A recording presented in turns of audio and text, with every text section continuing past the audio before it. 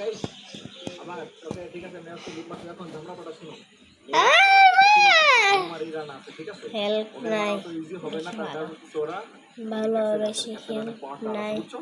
ও help খেনি হ্যাঁ আমরা যে সেটা ওরা বুঝে গেছে সো আমাদের সাবধানে থাকতে হবে এখন মাত্র দুইটা আছে এই ঝামলা পড়া রাত হয়ে গেছে চল বেটা আমাদের এখন সেফ জায়গায় দুটো চল ভালো হয়ে যা লাগে ভালো হয়ে থাক বেড়া ধামরা বেড়া কোন ধামরা বেড়াই 12টা বা কালকে ভিডিও